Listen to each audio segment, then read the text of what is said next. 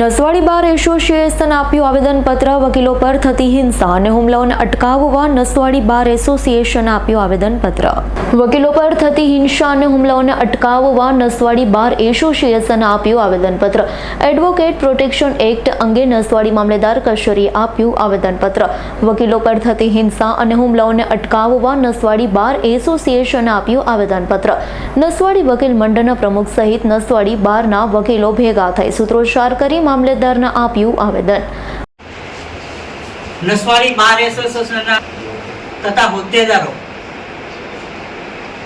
ગુજરાત રાજ્યની અંદર 1.5 લાખ જેટલા વકીલો છે અને વકીલો એ એક અગત્યનો ભાગ ભજવે છે.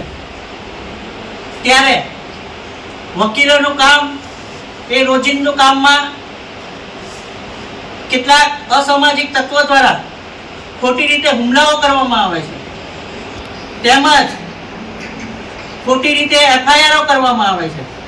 તો આ બાબતે તાત્કાલિક ગુજરાત સરકારને આજ રોજ ગુજરાતના તમામ એડવોકેટના હોદ્દેદારો તથા વકીલ મિત્રો એક આવેદનપત્ર આપવા માટે આવેલા છે અને નવું એડવોકેટ પ્રોટેક્શન એક્ટ તાત્કાલિક મંજૂર કરે અને વિધાનસભામાં મૂકે એ માટેનું આજરોજ નસવાડી મામલતદાર સાહેબ શ્રી મારફતે આ કોપી એના લાગતા વળગતા કલેક્ટર સાહેબ શ્રી, માનનીય ચીફ મિનિસ્ટર સાહેબ શ્રી, કાયદા પ્રધાન આ તમામને અમે આવેદનપત્ર આપવાના છે અને એક એમના મારફત પણ રજૂઆત થાય એવી નસવાડી બાર એસોસિએશન વતી હું અપીલ કરું છું.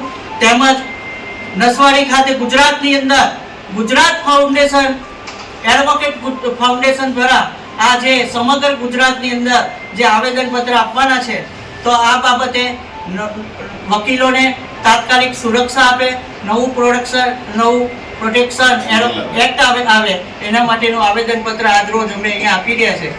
વકીલ એકતા જિંદાબાદ, જિંદાબાદ, વકીલ એકતા જિંદાબાદ. અલ્ફેઝ પઠાણનો રિપોર્ટ, S9 ન્યૂઝ, છોટાઉદેપુર.